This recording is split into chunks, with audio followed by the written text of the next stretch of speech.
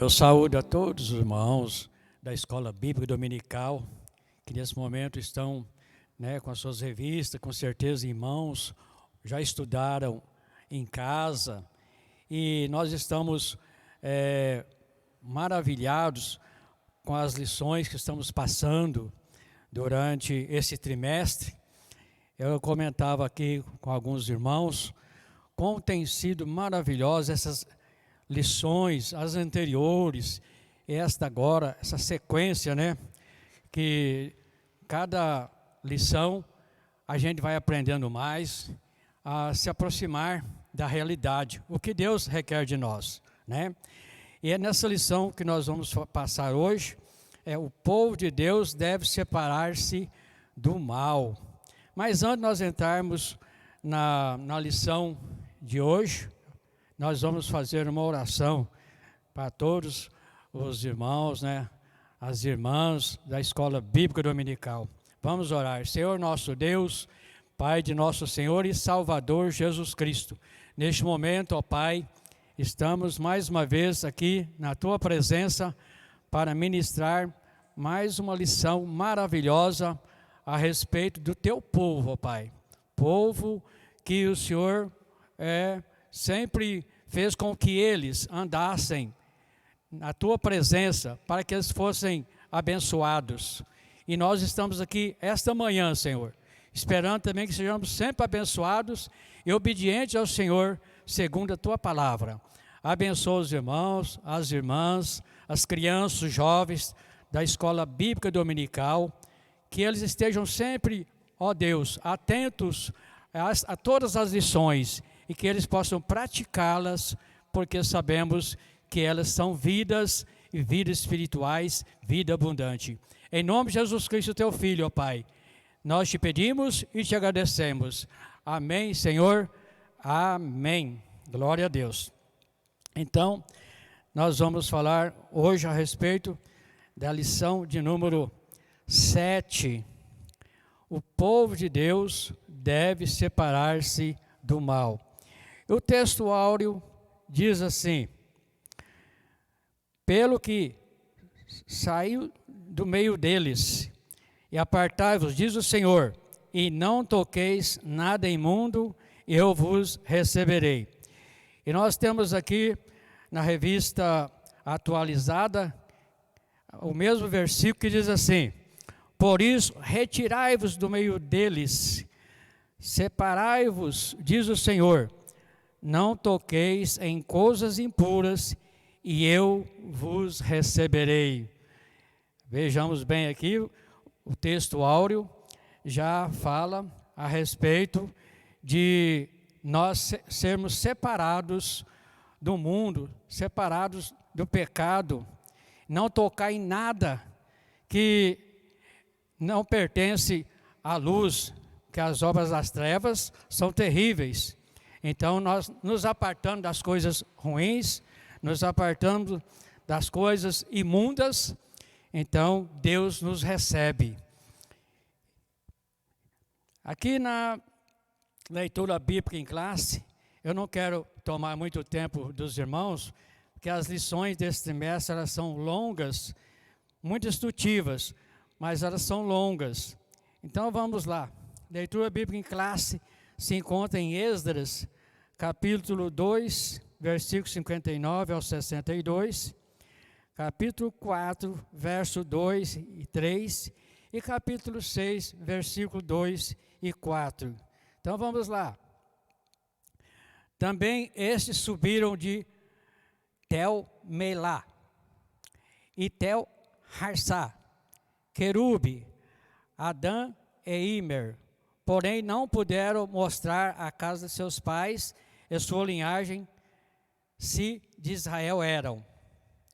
Os filhos de Delaías, os filhos de Tobias, os filhos de Nicoda, 652.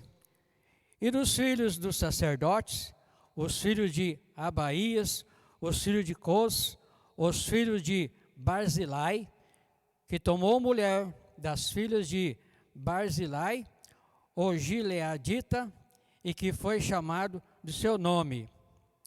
Estes buscaram o seu registro entre os que estavam registrados nas genealogias, mas não se acharam nelas, pelo que imundos foram rejeitados do sacerdócio. Capítulo 4, verso 2. Chegaram-se a Zorobabel e ao chefe dos pais e disseram-lhes: deixe-nos edificar convosco, porque como vós buscaremos o vosso Deus, como também já lhes sacrificamos desde os dias de Esar-Hadom, rei da Assíria, que nos mandou vir para aqui. Porém Zorobabel e Jesua e os outros chefes dos pais de Israel lhes disseram: não convém que vós e nós edifiquemos casa a nosso Deus, mas nós sós a edificaremos ao Senhor, Deus de Israel, como nos ordenou o rei Ciro, rei da Pérsia. Capítulo 6, versículo 2. E em Aquimetá, no palácio que está na província de Média, se achou um rolo, e nele estava escrito um memorial que dizia assim: no ano primeiro do rei Ciro, o rei Ciro deu esta ordem, com respeito à casa de Deus em Jerusalém: essa casa se edificará para lugar em que se ofereçam sacrifícios, e seus fundamentos serão firmes. A sua altura de 60 côvados e a sua largura de 60 côvados, com 3 carreiras de grandes pedras e uma carreira de madeira nova, e a despesa se fará da casa do rei. Impressionante essa leitura bíblica em classe. Nós vamos ver aqui que dos excluídos, quando eles vieram do exílio, quando o povo de Israel veio do exílio para Judá, houve ali uma seleção. E nós vamos ver aqui quem foram selecionados para vir para Judá. Tinha que ser os eleitos, tinha que ser realmente o povo judeu. Não podia haver misturas de povos. Muitas vezes não dá certo, principalmente, irmãos, quando se trata do povo de Deus. Não podemos misturar com o mundo, não podemos viver no mundo e viver na igreja no mesmo tempo. Tem que haver uma separação aí. Então vamos lá. A introdução. Nessa lição iremos estudar os preparativos que os judeus fizeram para pôr os alicerces da nova forma de vida que eles iniciaram em Jerusalém, depois dos anos no cativeiro em Babilônia. Ali eles viveram espalhados pelo vasto território daquele reino, e agora iam viver uma vida comunitária conforme os ritos da lei.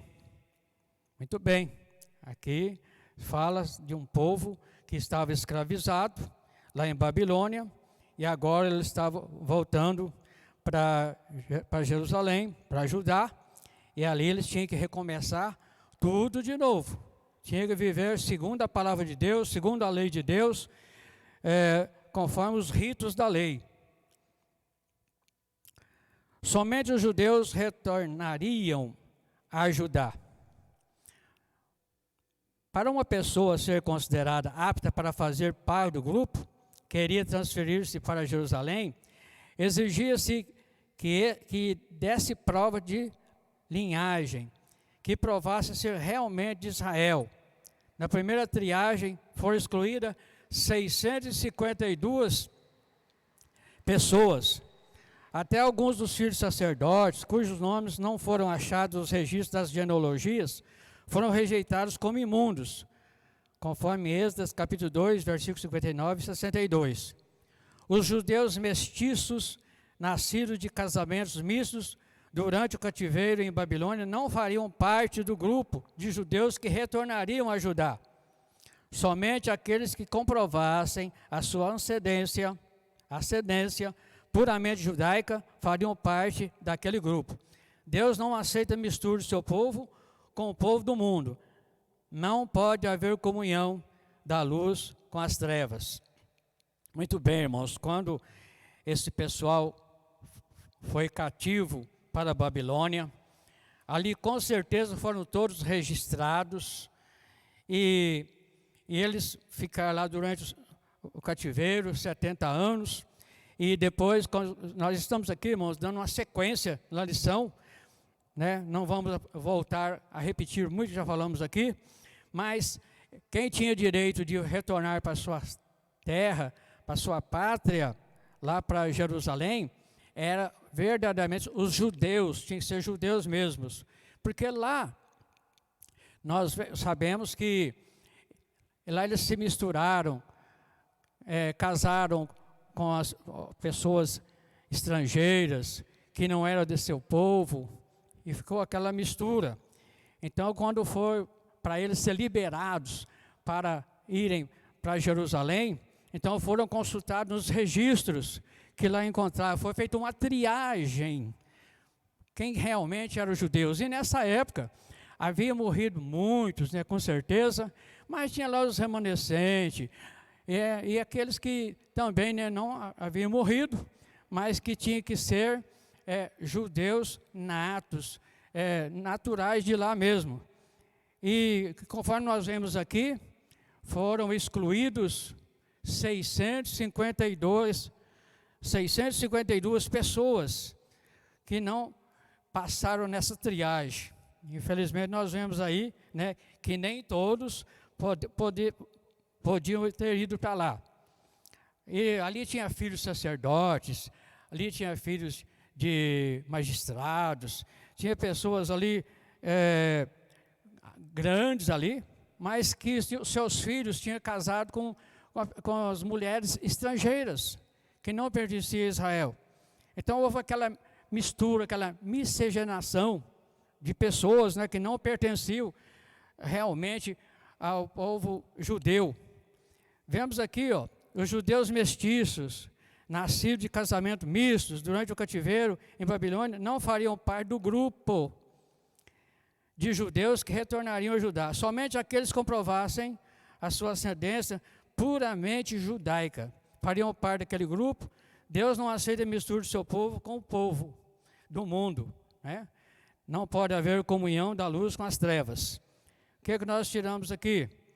Que nós não podemos aceitar tudo que não pertencem a Deus para trazer para o nosso meio. Pessoas que vêm com outras doutrinas, outros ensinamentos, mas nós temos que cultivar a verdade, a palavra de Deus em nossos corações. Não podemos misturar com as coisas do mundo. Então, aí, para isso, nós vamos ver que aqui entra um exemplo. A história de Israel registrava uma amarga experiência nesse sentido. Quando os israelitas, libertados pela mão do Senhor, se preparavam para ir a Canaã, um grande povo de mistura, entre aspas, né? Não israelita, queria acompanhá-los. Foi exatamente essa gente que durante o trajeto pelo deserto foi fonte inspiradora de murmuração. Números 11, versículo 14. Vejamos aqui, irmãos, que esse exemplo, quando o povo saiu lá do Egito, uma grande parte que não pertencia aos judeus, pegaram carona também. Entraram entre eles, havia aquela mistura de gente que não era judeu, que não pertencia ao judaísmo. E isso aí deu o que falar. Moisés sofreu muito, Josué, também o seu sucessor, sofreu com esse povo lá no deserto. Então está aí um exemplo que nós devemos observar, que sempre a mistura nunca dá certo, e ainda mais quando se fala das coisas de Deus, né, irmãos? A Bíblia diz: estreita é a porta, apertado o caminho que leva à vida. Mateus 7,14. Não é lucro, é sim, grave prejuízo alguém querer facilitar a entrada de mistura de gente, dando maior ênfase à quantidade do que à qualidade. Jesus diz: necessário vos é nascer de novo. João 3,7.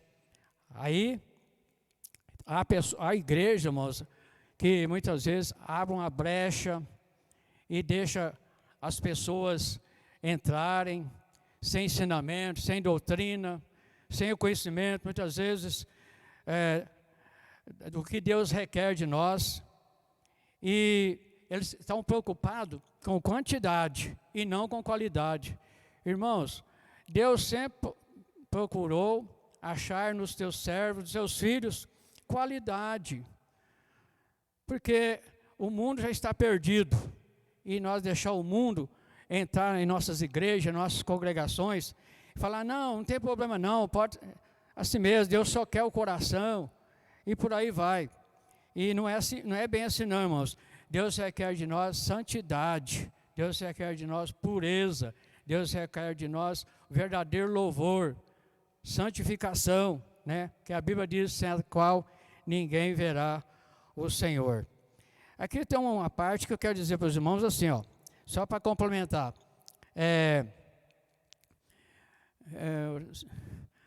Qual era a significação teológica da restauração da comunidade judaica? Conforme está apresentado em Esdras e Neemias. Eu falo para os irmãos o seguinte, vocês devem ler o livro de Neemias, o livro de Esdras, todinho, vocês vão ver que a listagem de pessoas que saíram lá do exílio para Babilônia. E vamos ver aqui, ó, cujo propósito era pelo menos duplo. Legitimar aqueles que voltaram, identificando-os com os ancestrais tribais, e demonstrar por essa ligação que o exílio, embora traumático e terrivelmente destruidor, não cortar a linhagem da promessa que originou-se em Abrão e continuaria para sempre. Havia nessas listas as linhagens dos sacerdotes, levitas e outros funcionários religiosos, pois o reino teocrático, como o reino de sacerdotes, era um povo de adoradores, que expressava a vassalagem na forma relacionada ao culto. Aí por aí vai. Então era um povo separado, eles tinham compromisso em servir a Deus. Os judeus não aceitaram a ajuda dos samaritanos. Mas vamos ver aqui, ó, os samaritanos. Quem eram esses samaritanos? Nós falamos na lição anterior, quem eram esses samaritanos? Os samaritanos eram uma mistura de gente, na sua maioria de origem pagã. Este povo apareceu depois do ano 721 a.C., quando o reino de Israel foi derrotado pelo exército de Sargão II, e as 10 tribos do norte levadas cativas para a Síria. Por ordem do rei da Síria foram trazidos povos de Betel, de Cutá, de Avá, de Amate, de Sefarvaim, e habitaram a cidade de Samaria, em lugar dos sacerdotes. E tomaram Samaria em herança e habitaram em suas cidades. Veja bem, quem era esse povo? Esse povo era povo estranho, não era lá de Israel. Eles vieram e ocuparam o lugar daqueles que tinham saído dali para o exílio. E eles tomaram posse, tomaram como herança ali. Parece que eles tinham um certo domínio, mas era um povo idólatra. E vamos ver aqui o seguinte. Posteriormente, o rei da Síria enviou-lhes um sacerdote dos israelitas para ensinar ao povo da terra o temor de Deus. Assim os samaritanos temiam o Senhor, mas também serviam seus deuses. Então, quando o rei soube que esse povo tinha que ter um pouco de conhecimento do judaísmo, o que o povo adorava, que era o verdadeiro Deus, então o rei enviou um sacerdote lá em Samaria para ensinar aqueles povos samaritanos. Sim, eles aprenderam, mas não deixaram de servir os seus deuses. Eles respeitavam ao Deus de Israel, amavam o Deus de Israel, quem sabe até sacrificava, mas também adorava os ídolos. E isso aí não pode. Não podemos servir aos dois senhores, ou amar um ou aborrecer o outro. Então, isso representa o quê? Representa muito bem uma vida na carne, da qual a idolatria é uma expressão. Gálatas 5, versículo 20. Os samaritanos ofereceram cooperação aos judeus. Então, quando estava tudo bonitinho lá, tudo certinho, eles viram que o povo judeu estava chegando e realizando o verdadeiro culto ao Deus que ama, ao Deus que os comunicava direto com eles. Começaram a construção do templo. Veja aqui, ó. Quando os judeus começaram a construção do templo, os samaritanos ofereceram-se para cooperar. Lembra disso aí? Nós falamos na lição anterior. Os judeus, porém, rejeitaram firmemente a proposta. E nós vemos também lá na lição bíblica em classe. Igualmente, quando da construção dos muros, a cooperação dos samaritanos foi recusada. Nós vemos aí, quando foram construir o templo, quando lançaram ali os alicerces e tal, eles pediram ajuda, mas os judeus não aceitaram. Não, nós sozinhos, nós não queremos ajuda não, né? Mas já sabia o que eles queriam. Eles queriam tomar posse e ficar na liderança, mas esse povo era um povo, os judeus eram um povo determinado por Deus para realizar a obra, realizar o sacrifício ali. Esta atitude bíblica, pois a Bíblia manda que nós devemos nos afastar daqueles que não têm a sã doutrina. Está em 1 Timóteo, então não pode haver mistura. E lá em Timóteo fala que não podemos, né, viver com aqueles que não andam segundo a doutrina que está na Bíblia. Igualmente devemos nos afastar daqueles que têm uma vida irregular. 2 Pedro 3,17, 1 Timóteo 6,20, 21, 2 Tessalonicenses 3, versos 6 e 14, como também daqueles que causam divisões. Está aí, nós não podemos andar com aquelas pessoas que não andam conforme a palavra de Deus, e nem com aqueles que causam divisões. Há pessoas que pensam só em divisões e por aí vai. Os samaritanos procuraram aparentar-se com os judeus. Casaram com as filhas dos judeus e deram filhos aos judeus em casamento. Alguns caíram nessa armadilha. Agora, este assunto é tão sério e importante que merece um estudo separado. O que iremos fazer na lição número 12. Então, guarda bem, na lição 12, nós vamos falar sobre Esdras e Neemias, combate o casamento misto. Eu falei no começo aí que eles tinham se casado com mulheres estrangeiras, então tinha aquela mistura. E quando eles voltaram para Jerusalém, fizeram a mesma coisa. Mas essa aí vai ser para a aula 12, tá bom? Os samaritanos tornaram-se inimigos dos judeus. Os samaritanos invejaram os judeus. Antes de os judeus serem chegados a Jerusalém, os samaritanos tinham uma certa liderança na região. Quando os judeus chegaram e começaram a sacrificar ao único Deus verdadeiro e a adorá-lo, então a atenção dos habitantes da região passou para os judeus. E os samaritanos perderam a sua posição privilegiada e encheram-se de inveja. A inveja está aqui desde aquela época, irmãos. Quando eles viram que os judeus chegaram e começaram a sacrificar ao único Deus verdadeiro e adorá-lo, então os habitantes dali ficaram com o olho crescido, né, o olho grande, e eles perderam a sua posição privilegiada, que eles tinham uma liderança ali, e ficaram invejados com isso. Nós vemos isso lá em João, capítulo 11, versículo 47. Isso sempre foi assim. Os fariseus tinham inveja de Jesus, o sacerdote tinha inveja da igreja, e por aí vai. Então, isso é obra maligna. Aí, tipo de inveja, essas coisas, não pode existir no meio do povo de Deus. Os samaritanos imaginaram que se conseguisse associar-se aos judeus, gozariam do mesmo prestígio que estes. Quando os judeus não aceitaram nada da parte dos samaritanos, o ódio velado transformou-se em inimizade declarada. Então, os samaritanos, eles queriam fazer parte ali, quando viram que foi tudo renegado, aí criou uma antipatia, aí já criaram aquela inimizade entre eles, né? Eles acharam que era dono da verdade, mas quando a verdade chegou, eles tiveram que recuar.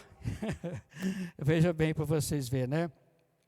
Então, é muito importante a gente observar essas coisas. Esse tipo de inveja sempre aparece. O tópico 3 diz assim: Deus exige santidade do seu povo. Em toda a história do povo de Deus, observa-se que ele, para manifestar-se no meio do seu povo, exige plena, quer dizer, completa santidade. Deus espera que seu povo esteja sempre em comunhão com ele, vivendo separado do mal. Vamos lá, subtópico 1. Retornando ao cativeiro, Israel separou-se do mal. Por isso a bênção de Deus os acompanhou e eles conseguiram concluir a construção do templo e reconheceram que Deus fizera esta obra. Neemias 6,16, porque essa obra não era do homem, eles reconheceram que essa obra era de Deus. Outro exemplo aqui, quando Josué se preparou para passar o Jordão, ele disse ao povo: santificai-vos, porque amanhã fará o Senhor maravilhas no meio de vós. Josué 3,5. Vocês, irmãos, conhecem muito bem essa passagem, que Josué tinha que atravessar o Jordão, quando eles foram passar o Jordão, nós vemos ali que as águas se abriram, formou um muro, eles atravessaram, e lá no meio do rio levantaram as pedras, etc., por aí vai. Então, mas Josué tinha plena confiança, mas eles tinham que santificar. O que é santificar? É evitar o pecado, evitar o mal, jejuar e buscar o Senhor. O anjo do Senhor visita o acampamento israelita. Antes de iniciar a conquista de Canaã, Josué recebeu a visita de um anjo. Josué então lhe perguntou: que diz meu Senhor ao seu servo? A respeito dele mesmo. E a resposta que recebeu foi: descalça o sapato de teus pés, porque o lugar em que estás é santo. Josué 5, 13, 15. Quer dizer, irmãos, onde Deus está, quando nós for comunicar com Deus, nós temos que chegar diante dele com humildade, porque o lugar, no momento que estamos falando com Deus, é um momento de muita reverência, que estamos falando com o Rei dos Reis, o Senhor dos Senhores, e por aí vai, né? Então, antes de entrar na terra de Canaã, Josué recebeu a visita desse anjo, e Josué logo perguntou, né? Que diz o meu Senhor, que é Deus, a ele? Israel é derrotado pela pequena cidade de Ai. Vamos ver aqui, irmãos. Quando houve lá, eles perderam a batalha lá em Jericó, agora aqui, eles tinham que enfrentar a cidade, Ai, né? Perderam a batalha em Jericó, não. Lá em Jericó, eles venceram, mas coisa errada aconteceu ali, né? O despojo, vocês conhecem aquela passagem de Acã, né? Ele pegou ali dos despojos, ouro, aliás, pegou ali a capa babilônica, a prata e também a cunha de ouro. Isso aí deu problema, e não podia pegar. Então vamos lá. Quando Josué, com o rosto em terra, perguntou ao Senhor o porquê daquela derrota, porque lá em Ai eles perderam, o Senhor respondeu: santificai-os para amanhã, anátema de vós, Israel, diante dos vossos inimigos não podereis sustentar-vos, até que tireis o anátema do meio de vós. O pecado descoberto foi desarraigado. Então disse a Josué: levanta-te e sobe a Ai. Olha que se tenho dado na tua mão o rei de Ai, e seu povo é a sua cidade, e a sua terra. Deus exige a santificação do seu povo para poder operar no meio dele. Então, irmãos, quando Josué foi consultar o Senhor falou que havia anátema no meio do povo, havia coisa maldita ali, porque Acã havia pegado aquela que não podia pegar, aquelas coisas lá. E aí depois, o que o Senhor fez? O Senhor usou Josué, e Josué passou com aquele povo, né, com os chefes de tribo, e foi de barraco em barraco, de tribo em tribo, até descobrir onde é que estava o anátema. E nós vemos lá que ali estava o roubo que Acã havia feito, e sabemos que foi grande a ruína desse cidadão, né, de Acã.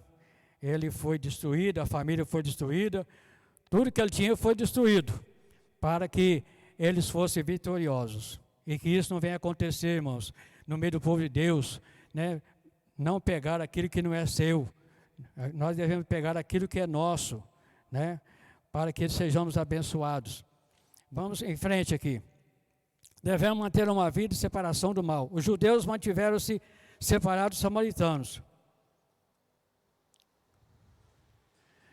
Se os judeus tivessem aberto a porta para uma união com os samaritanos, esses provavelmente seriam mostrados afáveis e pacíficos no início, mas teriam perturbado a união que havia entre os judeus, teriam participado do culto dos judeus e afastado da presença do Senhor. Uma vez que Deus não se une à idolatria, vale a pena manter a separação com o mundo. Então eu já falei com os irmãos sobre isso, porque se eles entrassem lá, eles iam atrapalhar o verdadeiro culto, louvores a Deus. Podia até haver uma participação, parece que igual, mas para Deus, Deus não ia aceitar isso. A Bíblia mostra exemplos de servos de Deus que duvidaram se valia a pena manter a linha de separação do mal. Então vamos lá. O salmista Asaf escreveu no Salmo 73: na verdade que em vão tenho purificado meu coração e lavado as minhas mãos na inocência. Salmo 73, 13. Ficou profundamente perturbado, mas Deus o ajudou a encontrar a resposta. Até que entrei no santuário de Deus, então entendi o fim deles. O salmista ficou tranquilo. Todavia estou de contínuo contigo. Tu me seguraste pela mão direita. Guiar-me-ás com teu conselho, e depois me receberás em glória. Versículo 23 e 24. Asaf entendeu que valia a pena servir ao Senhor. Quem sabe ele achou que ele estava, não valia a pena servir ao Senhor, mas depois ele viu, irmãos, na realidade, o Senhor estava com ele, estava segurando pela mão direita dele, para guiá-lo. Então nós não podemos deixar, irmãos, a dúvida em nossos corações, sabendo que Deus está nos segurando, como diz lá em Isaías: eis te tomo pela tua mão direita e digo, não temas que eu te ajudo, né? Nós vemos lá em Isaías. Malaquias respondeu o que diziam ser útil servir ao Senhor. Aqui já o Malaquias está dizendo, ser inútil servir ao Senhor. Veja esse camarada também aqui, né? A falha dele. Está lá em Malaquias 3,15 dizendo: há um memorial escrito diante dele, para os que temem ao Senhor, e para os que se lembram do seu nome. E eles serão meus, diz o Senhor dos Exércitos. Naquele dia que farei, serão para mim particular tesouro. Poupá-los-ei como um homem poupa a seu filho que o serve. Malaquias 3,17. Vale a pena servir ao Senhor. Veja bem que vale a pena servir ao Senhor. Ele estava aqui, incrédulo, né? Dizendo o seguinte: aos que diziam ser inútil servir ao Senhor. Não era Malaquias que era incrédulo. Muitos diziam: é inútil servir ao Senhor. O que estamos fazendo aqui? Né? Então eles estavam servindo a Deus assim de qualquer maneira. Mas aí, veja bem que eles serão meus, diz o Senhor dos Exércitos. Naquele dia farei, serão para mim particular tesouro. Poupá-los-ei como um homem poupa o seu próprio filho. Então, aqueles que obedecem a Deus será poupado da ira do Senhor. Ele não será condenado com o mundo, mas não pode pensar, desanimar, falar: inútil é servir ao Senhor, eu sou imprestável, eu não estou vendo nada. Tá, dá graças a Deus por tudo, certo? Porque muitas vezes vem a dúvida, mas deixa isso para lá. Devemos viver conforme a vontade do Senhor, para que no tempo que vos resta na carne, não vivai mais segundo as concupiscências dos homens, mas segundo a vontade de Deus. 1 Pedro 4:2. Qual seria então a vontade de Deus para conosco? A Bíblia diz: esta é a vontade de Deus, a vossa santificação. Então temos que nos santificar, irmãos. Essa é a vontade de Deus, né? E nos afastar das concupiscências do mundo, os desejos da carne, que mais nos traz prazeres carnais, mundanos, e nos afasta de Deus. Temos que nos afastar dessas obras da carne. A Bíblia diz: esta é a vontade de Deus, a vossa santificação.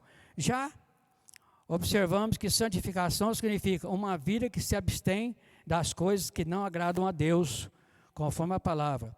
Apartai-vos, diz o Senhor, e não toquei nada imundo. Aquele versículo que nós lemos lá no início, no texto áureo, 2 Coríntios 6:17. E aperfeiçoando a vossa santificação no temor de Deus, 2 Coríntios 7:1. Devemos sempre muito desejar-se ser agradáveis, 2 Coríntios 5:9. Andando dignamente diante do Senhor, agradando-lhe em tudo, guardando os seus mandamentos e fazendo o que é agradável à sua vista.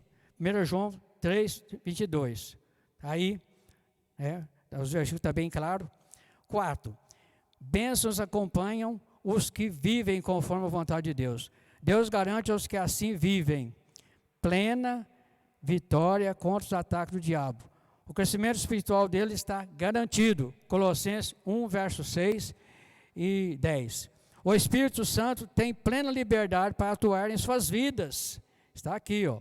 E eles tornam-se preparados para serem usados por Deus em sua obra. 2 Timóteo 2, 19 e 21. E acima de tudo, aqueles que vivem segundo a vontade de Deus estão preparados para arrebatamento. Aleluia!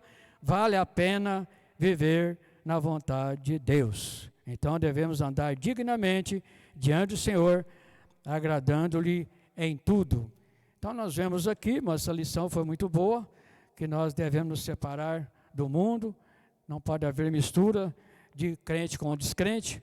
Nós podemos até andar entre eles, trabalhar entre eles, né, porque nós não trabalhamos só em emprego, só de pessoas evangélicas. Há pessoas que não são evangélicas, mas não beber bebida que eles bebem, não comer muitas vezes coisas que eles comem, porque nós vemos aí um exemplo de Daniel, né? Daniel viveu lá com o rei, com o pessoal lá, e foi um jovem, foi para lá, tinha aproximadamente uns 15 anos ou mais lá na presença do rei, mas ele não comeu da iguaria do rei, não bebeu da bebida do rei, e foi achado justo ali. Então, irmãos, nós para ter as nossas amizades, o nosso emprego, não precisa comer ou beber aqueles que eles comem, aquilo que eles bebem, né? Porque não tem nada, não misturam as coisas com a outra. Trabalhar é trabalhar, amizade é amizade, mas não se contamine com as coisas do mundo para agradar o seu patrão, o seu amigo, porque a Bíblia diz que aqueles que se fazem amigos do mundo são inimigos de Deus. Então vivam uma vida santa, uma vida resguardada diante do Senhor. Muito bem, Deus continua abençoando a todos, e a próxima lição vai ser uma lição maravilhosa também, que vocês não podem perder, e todas elas, durante esse trimestre, muito maravilhosas são essas aulas, que nos dá um exemplo de fé, um exemplo de fidelidade, é o que nós devemos ter. Então, nesse momento, irmãos, da Escola Bíblica Dominical, as irmãs, os irmãos, foi um prazer, né, administrar essa aula, e qualquer dúvida, a gente estamos aqui para esclarecer, o pastor Elias, né, e para que vocês não andem no erro, mas que andem na verdade, e não se misture com o mundo, né, e vamos orar. Senhor nosso Deus e Pai, Pai nosso Senhor e Salvador Jesus Cristo, neste momento, ó Pai, nós te agradecemos por esta lição de hoje e para as passadas, e pedimos a Ti também, Senhor, que as que virão, nós não podemos perdê-las, que possamos, meu Deus, aprender mais e mais a ser santo, porque o Senhor diz na Tua palavra, sede santo em toda a vossa maneira de viver, sede santo, que vosso Pai Celeste é santo. Que Deus abençoe a todos, até a próxima, em nome de Jesus.